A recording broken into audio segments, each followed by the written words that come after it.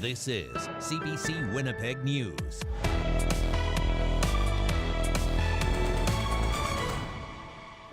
No one in rural Manitoba is going to be left behind. Your provincial government is going to make sure that there are the resources to help you clean up, to rebuild, and to recover. A promise from the Premier. No matter where the storm hit, help is on the way. Manitoba is extending its disaster financial assistance program to the entire province. Good evening, thanks for joining us. No lights, spoiled food, and still waiting for power days after the storm. Lengthy days-long outages have forced people to get creative and find alternative power sources, while others have had to cut their losses. But the Premier says anyone affected throughout the province will be eligible for compensation. CBC's Cameron McLean spoke to some people who are still taking stock of the damage and calculating costs. 2 days after the lights went out at Carl Schroeder's house in North Kildonan, he's still waiting for the power to come back on. This sump pit was filling about every 6 minutes. Schroeder was one of thousands of Manitoba Hydro customers who lost power during a storm Tuesday night. Luckily for him, he had a generator. It's keeping the meat in his freezer cold and kept his sump pump working. Neighbors down the street had 3 feet of water in their basement, so we're feeling pretty fortunate given the circumstances. Schroeder's neighbor, Gary Lang, also had no power as of Thursday morning. He's taking this shop back over to help his daughter clean her house. We've got a little bit of water in our place, but we don't have power yet, so I might as well go clean hers up until I can start sucking my carpet up. For others, the problems didn't end when the power came back on. Food fair owner Munther Zeed says this store on Portage Avenue lost power Tuesday, and it didn't come back on until Wednesday night. Almost everything in here, in this whole cooler from one end to the other, had to be taken out and trashed. He says they're still taking stock of the damage, which he estimates could be more than $10,000. If we're covered by insurance, it's not an impact at all. We're covered. If we're not covered by insurance because they're 24-hour policy, it's gonna hurt. Even Thursday morning, 11 intersections remained without power in Winnipeg, but that's down from 57. Mayor Scott Gillingham said a backlog of 311 calls had been cleared. I want to thank the Winnipeg Police Service cadets for the number of intersections that they've conducted, traffic in, and so we just want to thank Winnipeggers also for their patience. Manitoba Hydro said it expected most customers would have power restored by the end of the day on Thursday. Cameron McLean, CBC News, Winnipeg. It was a frightening few hours for a Swan River family who got trapped inside their home after floodwaters came rushing in. Surrounded by water and unable to get out, they took to the roof for safety in hopes of being rescued. And as CBC's Michelle McDougall reports, help came in a very rural form. A rescue mission in the bucket of a farm tractor. That's Michelle Poole, her granddaughter, and 2 dogs Monday afternoon. Hours earlier, Poole and 4 others scrambled to the roof of her house to escape what she calls the roaring torrent of river. I knew from looking over the edge that it's in my house already. In more than 4 decades living in Swan Valley, Poole says she's never experienced anything like it. She and her husband were warned that water was rising north of them and started sandbagging, but the torrent came in the blink of an eye. A wave of water pushed me backwards, like I walked backwards and it was a wave pushing me. And I turned around and said, the sandbags won't work. 17-year-old Ben Poole was helping lay the sandbags at his grandma's house when he and his uncle decided to check in on the neighbors and his own house.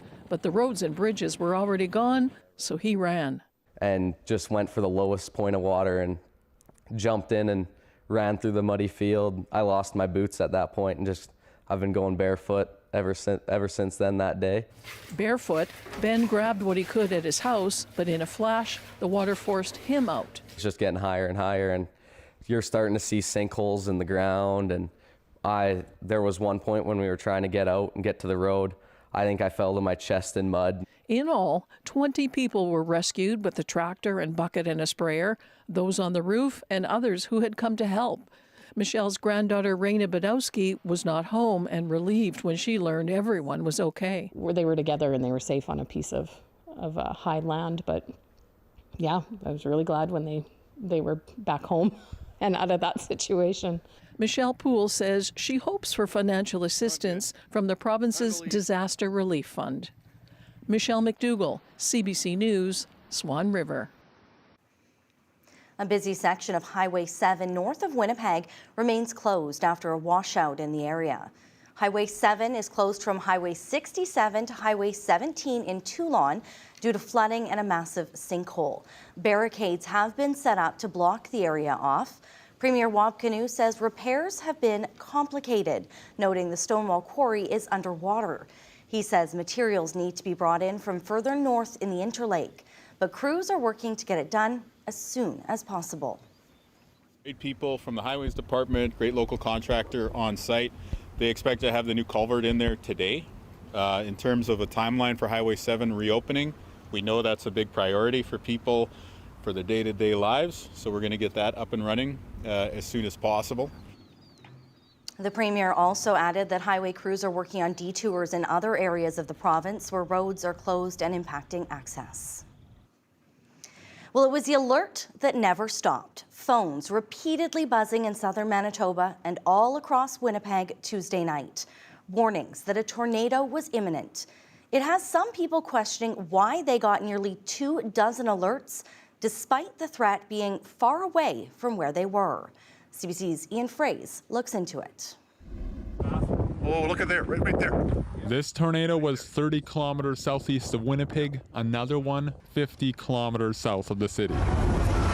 Far from Winnipeg, and yet Chantel Leonard's phone kept ringing. 22 alerts in a 5-hour span, which is way too many.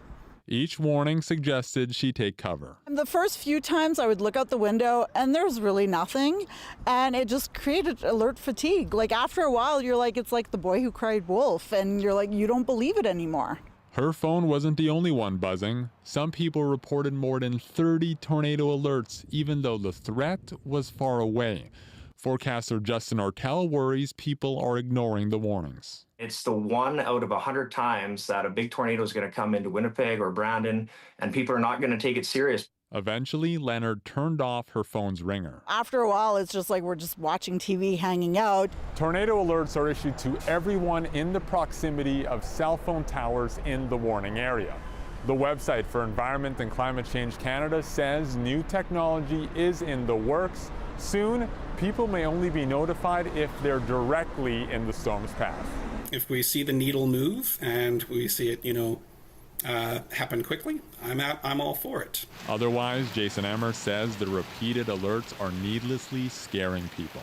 Children with anxiety, this is not a normal occurrence for them, and they don't know whether it's right outside their window or whether it's, far, far away. Environment and Climate Change Canada is investigating why some people might have gotten the same alert multiple times. Ian Fraze, CBC News, Winnipeg. Palliser Furniture has been sold to a company based in China. Moto Motion bought the Winnipeg company at the end of May. Palliser has been Manitoba-owned for more than 80 years. The company says it will remain headquartered in the city. Well, this is a long-standing Manitoba business, and I just want people's jobs to be protected. So that's what we're going to be looking at, are these jobs going to maintain a presence in our economy here in Manitoba. The sale does not include EQ3 or its Canadian manufacturing operations. All right, let's bring Riley in now. Riley, it feels like it was a bit of a calmer day when it comes to the watches and warnings than what we've seen over the last few days, but still some concern in the north. Yeah, now attention, Brittany, turning to northern Manitoba, where significant rainfall is expected, not just over the next couple of days, but right through the weekend. So this area in blue, the Island Lake region, Thompson, Gillam, Shamattawa, Churchill along the Hudson Bay coast, poised to receive up to 50 millimeters of rain by the time we get to the end of the day on Friday, and then an additional 15 to 30 millimeters by the time we get into the day on Sunday. Lesser amounts the further west to go for places like Lynn Lake, the Pas, and Thompson, for example, but the bullseye being the northeastern corner of the province and into the Thompson region, where we're looking at some pretty significant rainfall over the next several days. You can see this area of low pressure spinning over northeastern Manitoba, where that rain has started to move in. The counterclockwise rotation and the northwesterly winds, and behind that has resulted in another day of some scattered showers or some scattered isolated thunderstorms, even as we have advanced through the afternoon hours through the day. Pretty isolated in nature and fairly quick moving in nature, nothing meeting the criteria for a severe thunderstorm warning per se, but certainly just be on the lookout for a few scattered showers overnight, around 12 degrees in Winnipeg through the night tonight. Again, a similar day as we get through the day on Friday. Some sunny breaks in the morning. We get back into a mix of sun and clouds into the afternoon, Brittany. A lot windier tomorrow, and still that risk of some isolated showers as we get through the day. We'll talk about when we get to some drier air when I come back. Thank you, Riley. You're welcome. Flooding is widespread and far-reaching after multiple storms pummel the south. Coming up, we take you just outside the city to 1RM to see how the cleanup continues.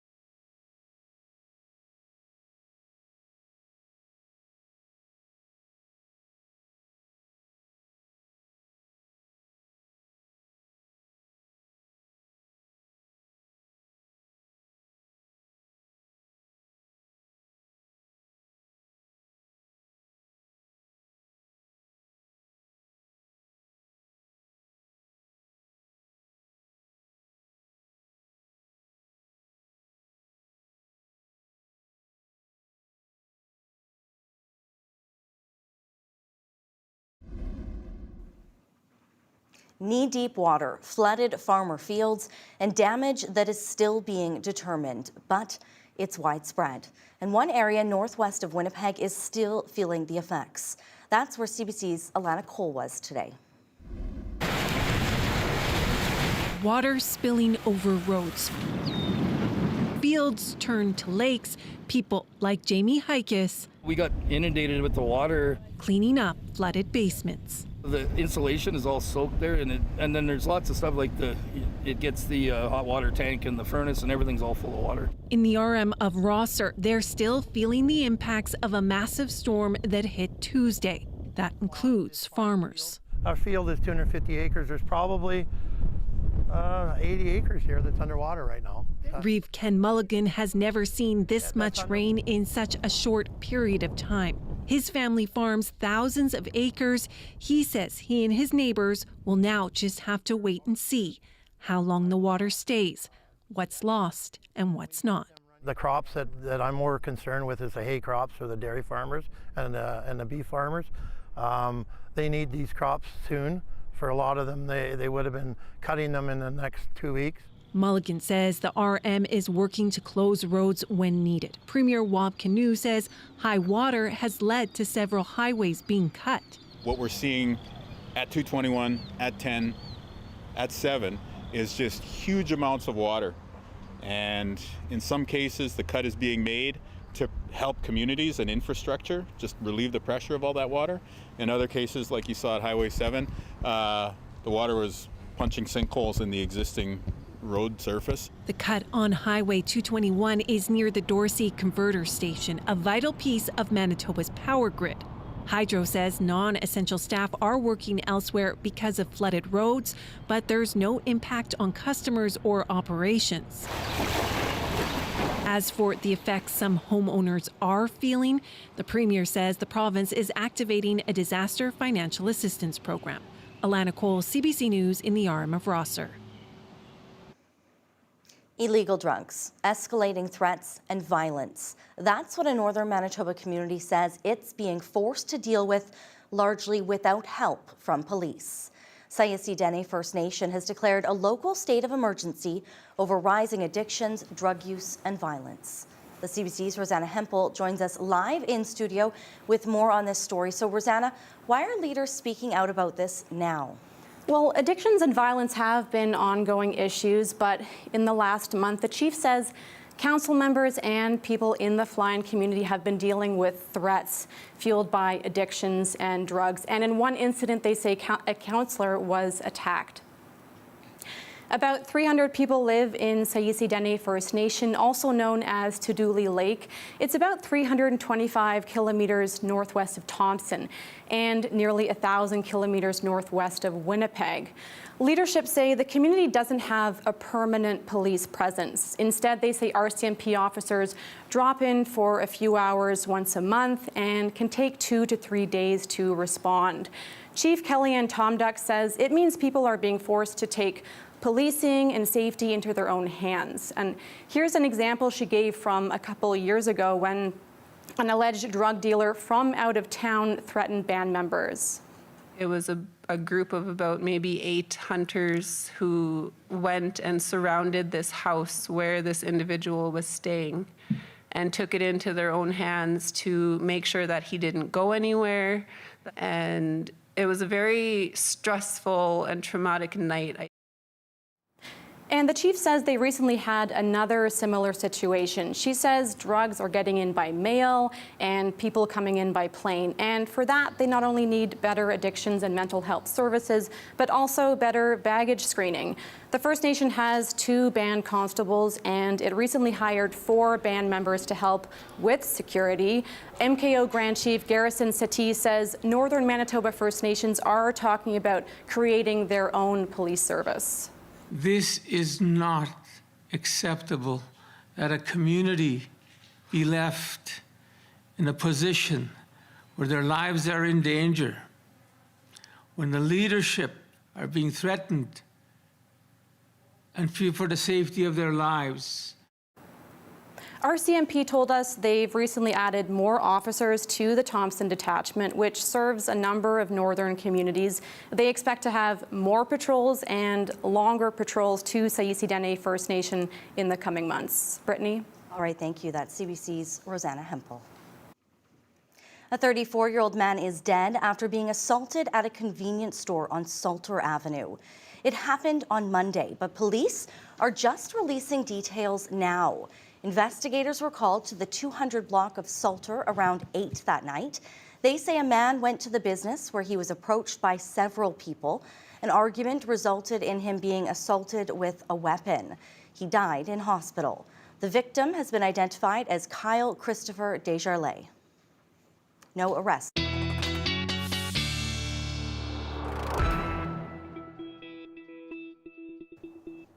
All right, time now to bring in Riley. We saw Ian's story about the alerts. We've certainly starting to learn that system, that new system, very, very quickly this spring. Yeah, especially with the color coding as well. They give you that heightened alert level. When you start to get into the orange and particularly the red level alerts, that's when you really have to pay close attention to the weather in your local area. We're still dealing with the effects of this system that brought all of that rain, the low pressure system with the frontal boundary that pushed through, that brought all of that rain to the southern Interlake and southern Manitoba over the past several days. You can kind of see, we have no radar coverage in northern Manitoba, but you can see the counterclockwise rotation and the cloud cover circling here in northeastern parts of the province. That's where the center of that area of low pressure is, and you can just see how it is having such an influence on our province still with the northwesterly flow in behind this, bringing up some scattered showers and some isolated thunderstorms throughout the day again today. And this is something that will take us through the next 24 hours, if not even the next 36 to 48 before we start to get into a bit of a drier air mass. My forecast for Saturday, I'm not super confident in it just yet, but I am looking at things starting to dry out as we get into the weekend here. So you can see the center of that low and those bands of heavy rain pushing through northern and northeastern Manitoba as we get into the day on Friday, waking up to a bit of a wet start in places like Thompson, Norway House, Flin Flon, the Pas, and stretching all the way back into Gillam and along the Hudson Bay coast. And that really just sits there as we get through the next several days, and places that don't need another round of rain like the Swan Valley and parts of the Parkland, unfortunately getting into a few more showers or some periods of rain once again as we head through the back half of Friday and into early Saturday morning. Another round of rain for parts of southern Manitoba before we start to slowly get under the influence of high pressure to the west.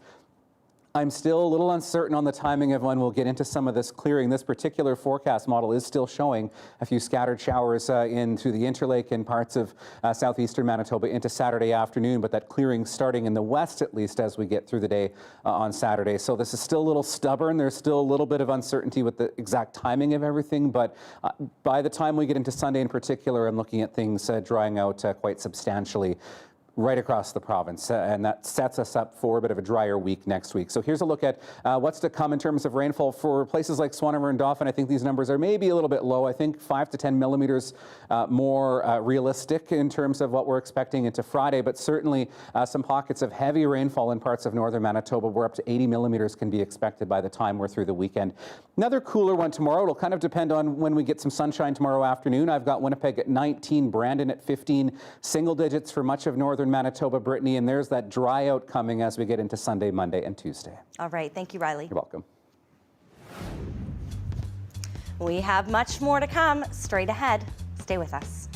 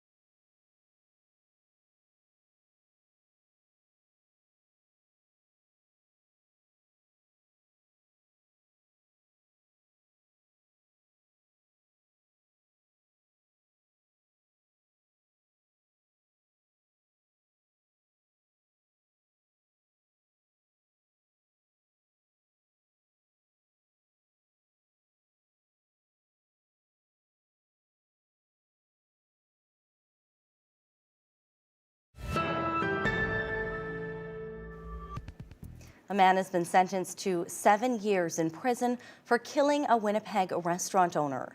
Kyriakos Voyajakis died after an argument that turned into a fight outside the Cork and Flame in January 2024. Curtis Dale Bozic was convicted of manslaughter earlier this year. Court heard there was no evidence on what started the altercation. The judge said while Dale Bozic didn't start the fight, he went way too far defending himself. The victim's brother says he feels justice was served. It's not going to bring Kyriakos back. No sentence will. But the judge's decision has taken the pain away a little bit. With credit for time he's already spent behind bars, he's expected to serve about 3.5 more years in prison. A police officer has been killed on duty in Toronto, and there could be a connection to a national security incident in March. Officer Mark Pinizzato was carrying out a search warrant at an apartment when he was shot and later died. Here's Lisa Shing on what we know at this point. Hundreds of police officers lined Toronto streets to honor their colleague killed in the line of duty. There's a very heavy sorrow in our community right now. Officers were carrying out a search warrant at this Toronto apartment building early Thursday morning as some residents were waking up. I heard something, boom, very big noise. Kind of scary because actually I live in the building and there's a lot of kids in here. A man discharged his firearm at an officer, resulting in the officer being struck. A second officer returned fire, and the man was struck multiple times. 43-year-old Toronto Police Constable Mark Pinizzato was shot, then taken to hospital where he died. An 18-year veteran of the force and father of 2. Police say one suspect is still in hospital in serious condition. They're still looking for another. The investigation that led to the search warrant where Police Constable Mark Pinizzato was tragically killed concerned a number of shootings, including a shooting at the United States Consulate. Police had been looking into suspects who allegedly targeted several synagogues and fired multiple rounds at the U.S. consulate in March. Both Canadian and U.S. authorities called that shooting a national security incident. It's an example of the close cooperation that we have in law enforcement between the two countries, how we work together, and the risks involved in those types of activities. As part of the investigation, the FBI arrested Iraqi national Mohammed al-Saudi last month, senior member of U.S.-designated terrorist organization Kataib Hezbollah and the Islamic Revolutionary Guard Corps. He's allegedly tied to nearly 20 attacks throughout Europe and the U.S., and 2 attacks in Canada, one believed to be the shooting at the consulate. What we have here is also the realization that terrorism is still a challenge in this country, that extremist violence is a challenge, and that it is a global phenomenon. Lisa Shing, CBC News, Toronto. The Carney government has unveiled a multi-billion-dollar plan to bring down high food prices. Part of it is aimed at breaking the hold giant grocery retailers have on what we buy and how much it costs. The CBC's Aaron Collins has the details. At grocery stores across the country, a familiar story. Sky-high prices making it harder for Canadians to fill their carts and their cars. It's on my mind. It's on everyone's mind, yeah. You're spending more at the grocery store? Oh, double. You just got to really pick and choose what you buy, and a lot of things you just overlook. Things have gone up just in the last 3 months, probably about 20%. Ottawa announcing more than $3 billion in spending to address those concerns. The National Food Security Strategy focuses on 4 pillars: increasing competition by making it easier for independent grocers to compete, boosting the amount of Canadian food that's processed where it's grown, investing to expand the amount of food grown year-round in this country, and cutting red tape to make it easier to get more food on Canadian shelves. Needed changes to a food system under pressure, according to some industry watchers, but perhaps not enough. I'm worried that the sorts of solutions that we're talking about here are medium-term to long-term fixes. They're not going to address the root causes of food insecurity, which is linked with low wages, high costs, and frankly, very expensive rent. Today's plan comes a week after millions of lower-income Canadians began receiving extra cash to help with essentials. But for many Canadians, worries about food prices linger. Everybody's got to eat, so I'll just cut back and everything else. We can afford to live, but if I had a family, I don't think I'd be able to manage. But it's causing a lot of stress. I'm just feeding myself now, and I do what I can. Concerns that are likely to keep rolling along as inflation remains high. Aaron Collins, CBC News, Calgary. A new bridge connecting Windsor, Ontario and Detroit, which attracted threats from U.S. President Donald Trump, was supposed to officially open on Friday, but that's been delayed. Rafi Boudjikanian explains why. All set to open tomorrow until it was not.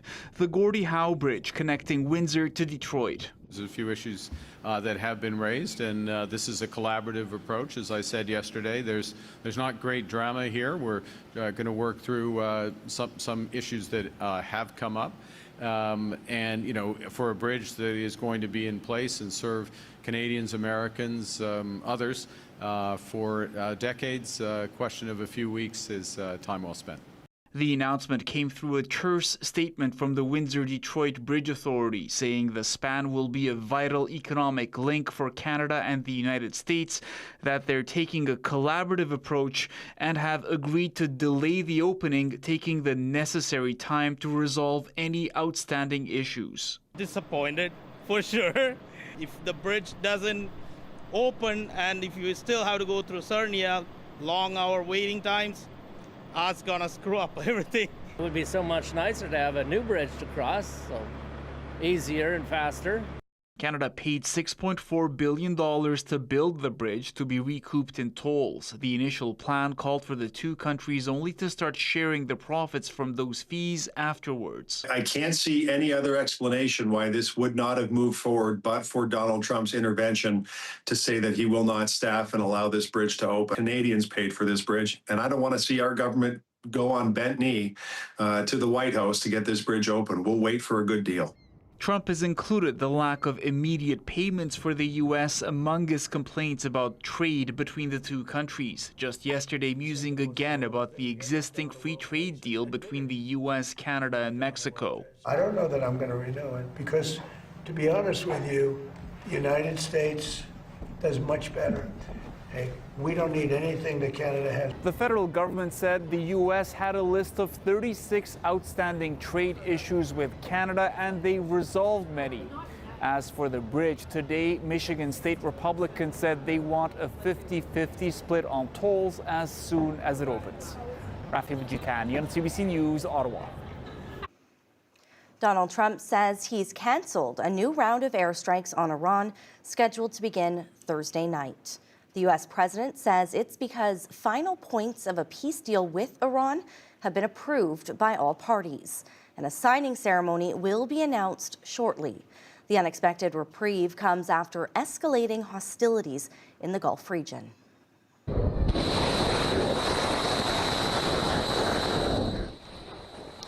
The U.S. had been launching airstrikes on Iran for 2 straight days.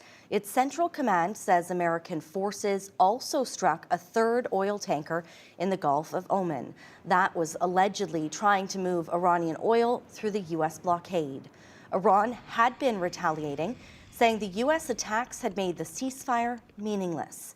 Its missiles targeted Bahrain, Kuwait, and Jordan, which all have American military bases. On social media earlier Thursday, Trump had said the United States would be hitting Iran very hard tonight and that the U.S. would assume total control of Iran's oil and gas industries.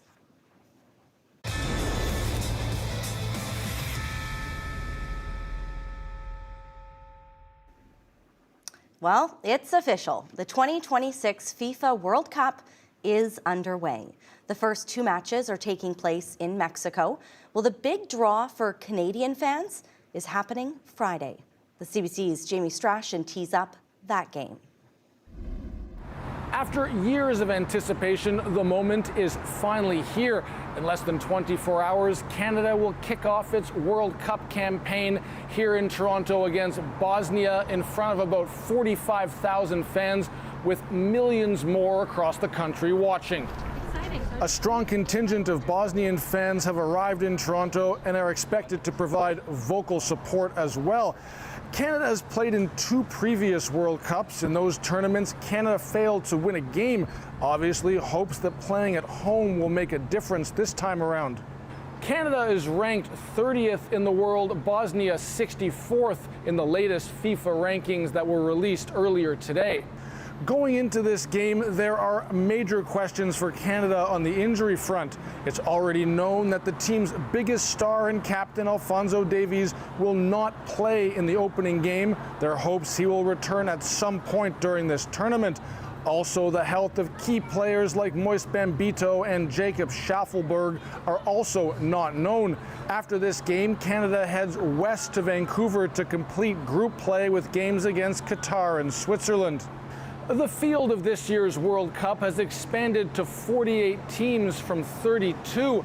If Canada doesn't advance beyond the group stage in this home World Cup, it will be considered a major disappointment. Jamie Strachan, CBC News, Toronto. Celebrating Trump and America. Why the White House lawn has been transformed and now includes an octagon. We'll explain straight ahead. Stay with us.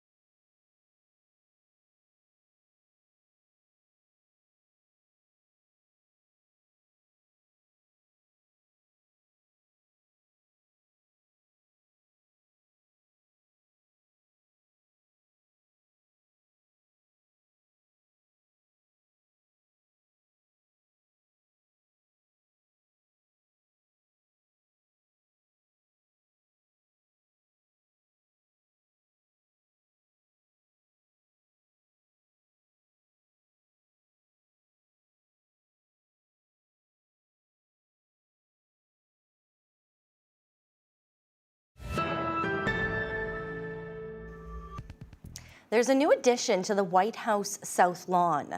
The U.S. president has had an enormous fighting ring set up. It's for a series of UFC cage matches that begin this coming Sunday on Trump's 80th birthday. The fights are part of his administration's celebrations for the 250th anniversary of U.S. independence. And the octagon took weeks to set up. Are you wondering what it looks like? Well, the CBC's Katie Simpson was allowed on the grounds and takes us on a tour. Can I show you what we can see here? Look at this. So this is it. This is the cage. This is the octagon. This is where all of the main events are going to be taking place on Sunday to mark Donald Trump's 80th birthday, also to mark the 250th anniversary of the founding of America. And let me just flip this around just so you get a sense here. Okay, so there's the White House. That's the South Lawn of the White House. And then if we just sort of turn around here, this is the media preview day. So all the reporters are in here getting a look at what this is actually going to sort of be like when it comes to the main event. So you've got seating for about 4,000 people actually on the lawn itself. Nearly 500 porta potties have been brought in, but that's just sort of a fraction of what's going to be going on here. Just beyond the White House South Lawn, there's an area called the Ellipse, and up to 120,000 people are expected to be here on Sunday. I'm going to tilt up a little bit and look at this. So this is what's known as the Claw. This is a huge, elaborate lighting grid. It's taken about 3 weeks to build. And when you drive anywhere in and around downtown Washington, anywhere in and around the White House, all you see is this grid. And sort of from the outside, it actually looks like some sort of roller coaster track. And of course, there is a Canadian connection. There is a Canadian fighter competing on Sunday. He is from Montreal, and at a news conference that took place yesterday, our French colleagues asked him, are you concerned at all? Do you feel uncomfortable at all? Because, this is taking place. You're coming to the White House for an event that's going to be taking place at a really difficult time in the Canada-U.S. relationship. And he said no, and he talked about how proud he is to be Canadian. He talked about his family's Lebanese roots coming to Canada, and he really wants to do his family proud and his country proud. Now, one other thing, he did acknowledge that when it comes to sports, when it's been Canada versus USA on sort of the big main stage, Canada hasn't fared as well as maybe many in the country had hoped. And so he's hoping that he can sort of reverse that trend and put up a big win for Canada in this middle of this spectacle, this moment.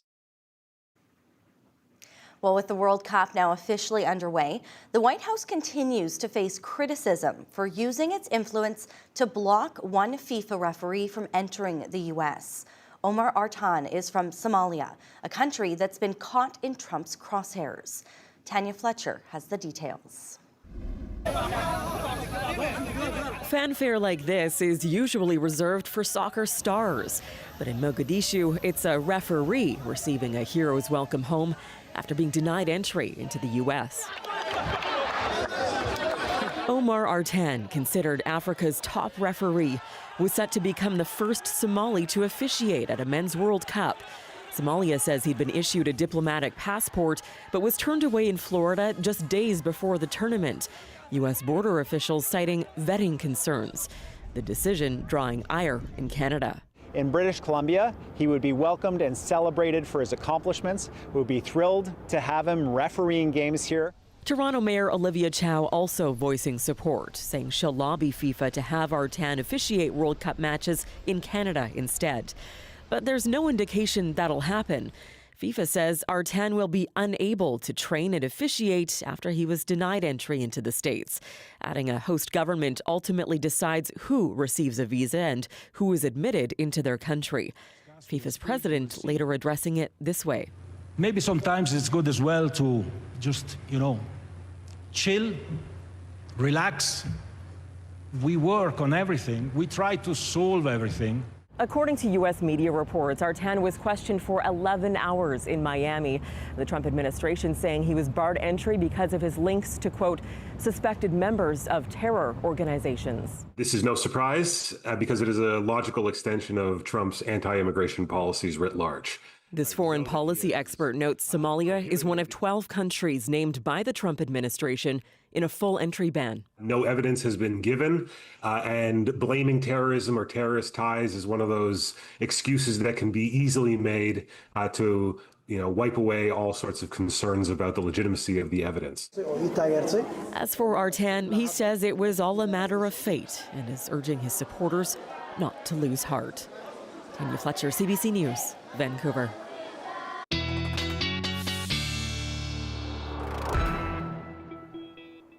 All right, well, Riley, the last 2 days around this time has not been great if you've been out walking the pup.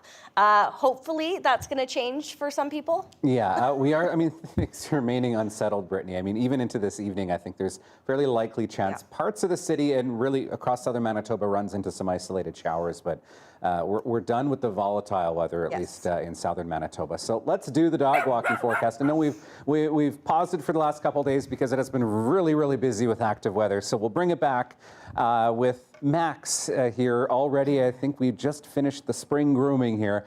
Thank you, Sid, for sending this picture, and please keep sending yours to talkback at cbc.ca. The thing that you'll want to keep in mind for tomorrow is, yes, the chance of isolated showers across southern Manitoba at least, but also some windy conditions, particularly in western parts of the province through the afternoon tomorrow. So in Winnipeg, I'm looking at temperatures around 19, kind of like today, which I'll show you in a moment. It will depend on how much sunshine we get in the afternoon, but that west wind gusting up to 50 and things remaining either partly to mostly cloudy throughout the day tomorrow, with that chance of isolated showers taking us through the day tomorrow once again. So that bit of sunshine we had through the afternoon helped push Winnipeg up to 21 this afternoon, Winkler 22, 16 to 20 degrees in western Manitoba, and temperatures in northern Manitoba, 12 in Thompson, 12 in Lynn Lake, 13 in Gillam. Much different story temperature-wise in northern Manitoba tomorrow. That's because we've started to get into a bit of a trough in the jet stream, and this will do a couple of things. First off, yes, introduce some cooler air, but pulling that storm track south of the border keeps us out of the active weather. Once we get into the weekend, we're still under the influence of a fairly large area of low pressure over northeastern Manitoba, but once that is up and out of the way, then we're into a bit of a drier pattern, but things remaining cool. That's sort of the trade-off as we go through the next few days here. So overnight temperatures, 9s, 10s in western Manitoba. There is still fairly good chance of seeing some isolated showers into the evening hours tonight, maybe a couple of odd rumbles of thunder as we get through the evening. 12 in Winnipeg, Gimli, 11 in Pinawa, and that risk of thunderstorms into northwestern Ontario. And northern Manitoba, this is where we do have rainfall warnings in place for Thompson into northeastern parts of the province, looking at up to 25 millimeters overnight into northeastern Manitoba, and that rain continuing through the day tomorrow. Temperatures staying in the single digits, 5 to 10 millimeters pretty generally through Thompson, Norway House through the day, perhaps a little bit more into places like the Pas, OCN, Grand Rapids, and that continues right throughout the day tomorrow. Starts to taper off as we get through the weekend into parts of northern Manitoba. In the south, bit of sunshine to start. In the west, we'll get into some sunny breaks through the day. And again, the Swan Valley and parts of the Parkland, Brittany, getting into some rain that will start to taper off as we get into the weekend. All right, thanks, Riley. You're welcome. More and more Canadian companies are using AI chatbots to save money and enhance customer service. But the technology isn't perfect. So what happens when the bot gets it wrong? Sophia Harris has the story of one customer who was misled by AI. After Zach Giacomelli's BMW required major repairs, he decided last month to sell it back to the BMW dealership where he bought the used car 3 years ago. At first, the process seemed easy. Hi, Zachary. This is Quinn from BMW Toronto. Quinn, who appeared to be a dealership rep, reached out by text and offered to buy back his BMW for $27,000, just enough to cover what Giacomelli still owed on the car. I will come out at zero. I'm like, this is happening. I was so glad. But that good feeling didn't last, because shortly after, the dealership revoked the offer, telling Giacomelli Quinn was an AI chatbot, and the offer it made was a mistake. I was shocked. I was astounded. Like, my jaw was on the floor. Giacomelli says the dealership then offered him, for real this time, around $20,000 for the car, about $7,000 less than Quinn's original offer. I was devastated. If they're going to be replacing their employees' jobs with AI, then they need to be honoring what that AI says. Canadian law has already established that companies can be held responsible for wayward bots. In 2024, a BC Civil Resolution Tribunal ordered Air Canada to compensate a passenger who got bad advice from the airline's chatbot and wound up overpaying for a plane ticket. Just like an employee may do something wrong and the company's held responsible, a bot is just like an employee. This litigation lawyer says in Giacomelli's case, even though Quinn's initial offer was revoked before he accepted it, he could still argue he had an agreement because Quinn, the AI chatbot, had, by text, set up a meeting to lock in the deal. That could be interpreted as a binding contract. After CBC News reached out to the dealership, it reinstated Quinn's offer. Giacomelli immediately accepted. The dealership says it's now reworking its AI tools. Sophia Harris, CBC News, Toronto. Still ahead, lawn decor of the feather variety. This chic trend taking over parts of the Maritimes when we come back.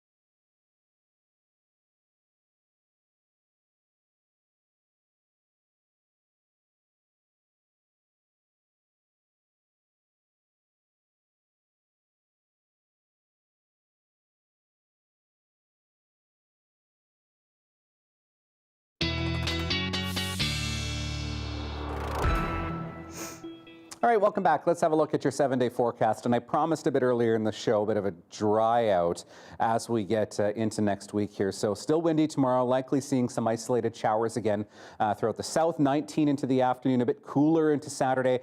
I've ended the shower chance into the afternoon, but I'm still a little uncertain on the timing of when we'll see things starting to dry out. Happens earlier in the day to the west. By Monday, up to 22 degrees, back to 20s, and looking at things staying dry as we start next week. Then I'm watching another chance of showers that we could get into by Wednesday and Thursday. And one weather picture for you of 2 snapping turtles.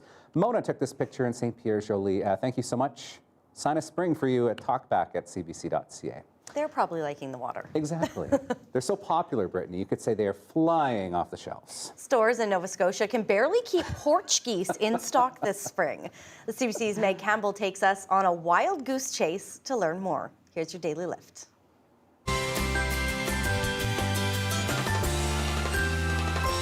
This is Petunia. She is our famous porch goose. And it's porch geese like Petunia who are making waves online. She originally started as just something like whimsical and fun, and I thought it'd be cute for my friend and I to have matching porch geese. And then in the last 6 months, the trend has just taken off. They're so popular that stores can hardly keep them on the shelves. Everybody wants to have a porch geese. We have another 40 on order, a new flock coming in 2.5 weeks. But the goose itself isn't the only hot commodity. So is goose apparel. And for one fashionable goose, her wardrobe is only expanding. She has her little rain suit. Obviously, we are in a bit of a damp spring, so Petunia's ready for it. She has her Grinchy outfit in case she's saucy at Christmas. And she is a very stylish goose. All I've been dealing with for 5 days now is geese, and for the next 5 days it'll be geese. So yes, I'm Mother Goose. I'm retiring soon. There's a reason for that. There's no harm, no foul in a trend that continues to grow by the gaggle. Meg Campbell, CBC News, Halifax. I bet you when she retires and walks out the door, she'll have a goose under the arm. Have, under each arm and outfits to go with. I love it. I love the outfits. And good on her for finding a new niche market. I feel like that's something my mom would like for the porch. Hey, I feel like I'm going to go home next time and there's going to be one there. There you go. Have a wonderful night. Stay dry. Yes. We'll see you back here tomorrow. See ya.